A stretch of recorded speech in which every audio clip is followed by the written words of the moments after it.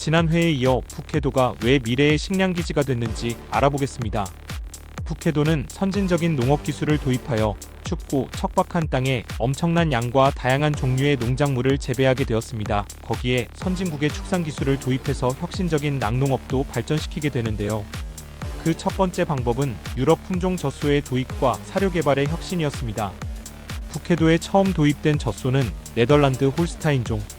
추운 기후에 잘 적응하고 유량이 높았기 때문입니다. 하지만 초창기에는 사료 문제로 힘들었습니다. 일본 본토와 달리 겨울에 풀을 구할 수 없기 때문에 사일리지 저장 기술이 도입됩니다. 이는 풀을 발효시켜 저장하는 유럽식 사료법으로 당시로선 매우 획기적이었습니다.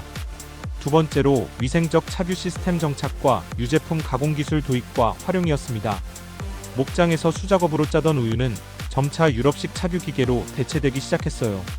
이 기계를 통해 유량 분석, 위생적인 저장이 가능해졌고 냉장 유통 시스템도 갖춰졌습니다.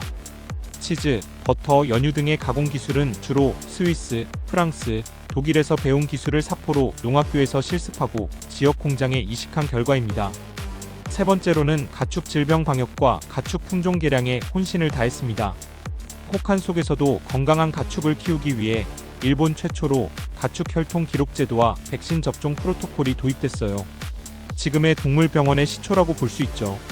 일부 지역에서는 AI 인공 수정 기술까지 시험적으로 적용되었고, 이는 일본 내 목축 기술을 50년 앞당긴 결과를 낳았습니다.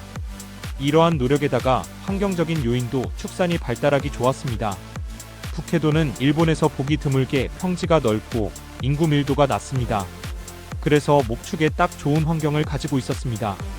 거기에 미국식 대형 목장이 도입됐고 유럽 품종의 젖소가 사육되기 시작합니다.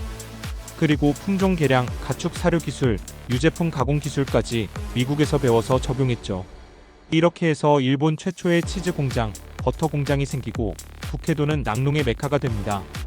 그 외에도 말, 양도 많이 길렀어요. 특히 말은 군사용, 농사용으로도 중요했기 때문에 전략적으로 사육되었죠. 목장을 중심으로 작은 마을들이 형성되고 그 마을들이 훗날 도시가 되는 경우도 많았습니다. 이렇게 만들어진 도시들은 전략적 목적과 함께 도시 설계의 실험실이기도 했습니다. 특히 하코다테, 오타루, 삿포로 같은 도시는 단순한 정착지가 아니라 철저히 계획된 인프라의 결정체였습니다. 그 첫 번째 포인트가 바둑판 모양 도시 설계와 상하수도 설계였습니다.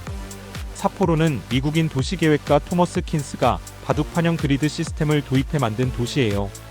이것은 당시 동아시아 도시에서는 보기 힘들었던 방식이었죠. 각 구역은 조와 정이라는 이름으로 정리되어 있고 주요 도로 간격은 약 100m 단위로 구성되어 있습니다. 또한 이 도시에는 일본 최초의 근대식 상하수도 시스템이 도입되었고 설계 초기부터 폭설 배수를 고려한 도로 경사와 배수구 시스템도 함께 구축되었습니다. 두 번째는 철도와 물류 허브의 연계 도시의 건설이었습니다. 도시 간 물류를 연결하는 철도는 홋카이도 개발의 핵심이었어요.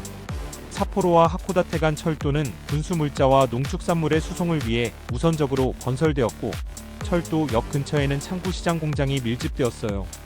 이는 북해도 도시가 단순히 거주 목적이 아니라 생산과 유통의 거점이라는 걸 말해줍니다. 세 번째는 방설 건축과 목재 산업입니다. 눈이 많이 오는 지역이다 보니 집 구조도 독특해요. 급경사 지붕, 방설창 구조, 이중창 설계, 지하 보일러실 등은 모두 북해도에서 처음 정착된 기술입니다. 이런 건축 기술은 목재 산업과도 연계돼 구시로나 아사히카와 같은 지역은 제재소와 건축자재 산업이 빠르게 발전했습니다. 이와 같은 과정으로 우리가 많이 들어본 북해도의 하코다테, 오타루, 삿포로, 아사히카와 등 모든 도시는 그냥 자연스럽게 생긴 게 아니라 개척사와 이주민들, 정부의 정책이 만들어낸 결과였습니다. 일본이 자국 내에서 실험적으로 만들어낸 신대륙 같은 느낌입니다.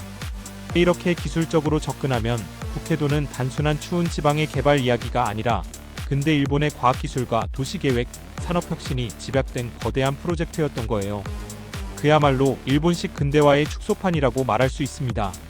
북해도는 그저 자연이 아름답고 음식도 맛나고 신선한 해산물을 맛볼 수 있는 어디에나 있는 그런 관광지가 아니에요.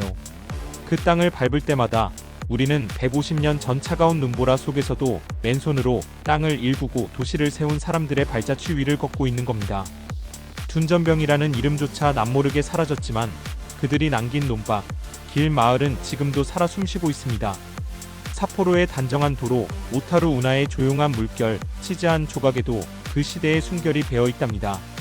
우리가 눈 내리는 푸케도를 여행할 때, 혹은 따뜻한 라멘 한 그릇을 먹을 때 그 속에 담긴 개척의 기억을 한 번쯤 떠올려보는 건 어떨까요? 오늘도 끝까지 함께 해주셔서 정말 감사합니다. 다음 영상에서는 또 다른 일본의 숨겨진 역사로 찾아올게요. 구독과 좋아요는 푸케도의 눈처럼 소복소복 저에게 힘이 됩니다.